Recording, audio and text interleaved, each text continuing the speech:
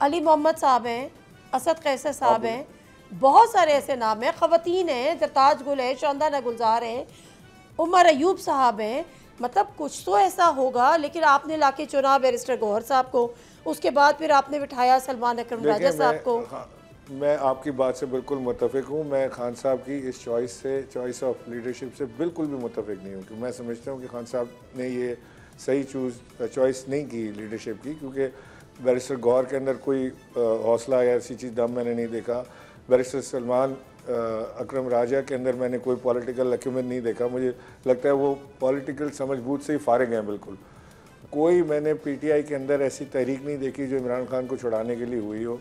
PTI की जो हाजिर लीडरशिप है ये टोटली या तो कॉम्प्रोमाइज़ है या डरी हुई है, इसके अंदर कोई दो राय नहीं है। और ये इमरान खान को पता नहीं जेल जाके क्या कहानियाँ सुनाते हैं कि जी बाहर तूफ़ान आया हुआ है, बंदे पे बंदा चढ़ा हुआ है, बस आपके इशारे की देर है और इनकलाब आ जाएगा, बपा हो जाएगा, फलां हो जाएगा। और सर ये मेरा फ़ोन देखें, इसे सुबह से शाम बजता है, 1 लाख तो लोग मेरे पीछे लगे हुए।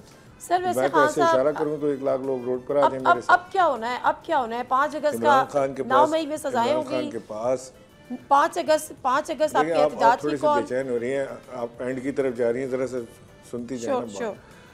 इमरान खान साहब के पास लिमिटेड सोर्स ऑफ इंफॉर्मेशन है। यही 3-4 लोग जाते हैं, यही अपनी अपनी राग गाते हैं, कहते हैं सर ये हाजी साहब हैं, बड़े पहुँचे हुए बुजुर्ग हैं। वो कहते हैं नहीं सर ये भी हाजी साहब हैं, ये भी बड़े पहुँचे हुए बुजुर्ग हैं।